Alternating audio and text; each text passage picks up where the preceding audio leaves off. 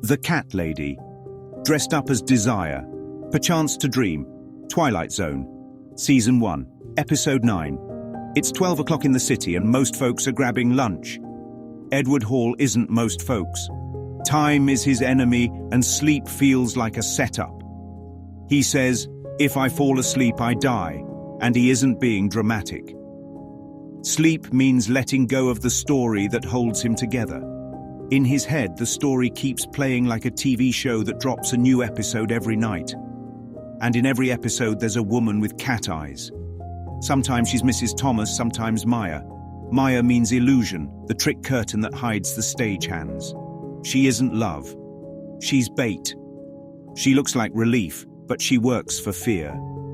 You think you're chasing love, but you're really chasing your own execution.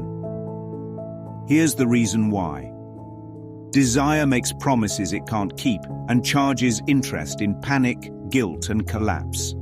It spikes the heart, steals peace, and then blames you for wanting. It's the cigarette that calms while it takes the breath.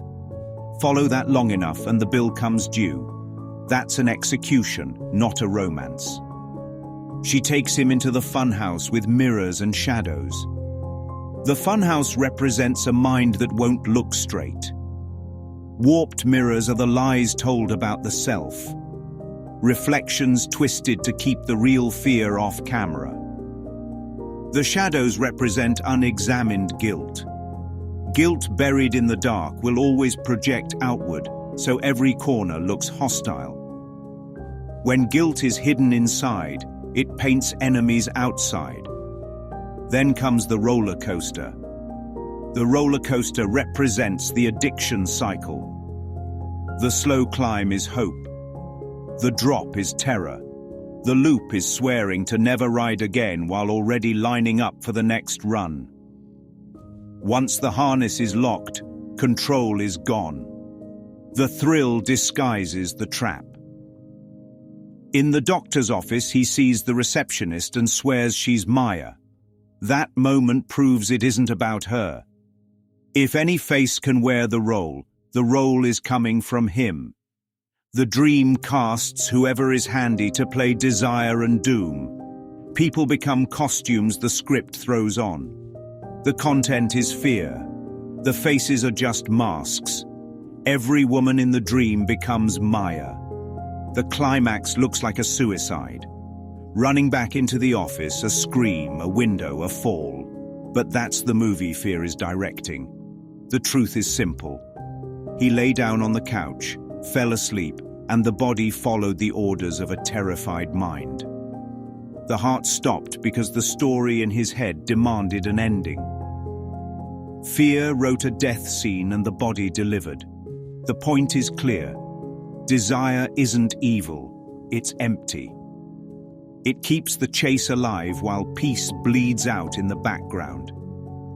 The funhouse distracts with crooked reflections. The roller coaster promises freedom but always drops into the same loop. Maya offers love but delivers fear dressed up as beauty. A Course in Miracles teaches that forgiveness is the undoing of the setup. Forgiveness stops arguing with the mirrors. Forgiveness stops fighting the shadows. Forgiveness names the ride for what it is and unbuckles. Forgiveness remembers the story isn't the self. Rod Serling's voice closes it best. Most folks at noon counted minutes by the clock. Edward Hall counted minutes by the heartbeat. He ran from a woman with cat eyes and found instead the quiet he feared most. Whether it was a fall through glass or a slide into sleep is a question for coroners. For the dreaming mind, the curtain dropped and the noise went with it. And somewhere between shadow and mirror, a man learned that the fairest veil can be the fastest exit from the funhouse.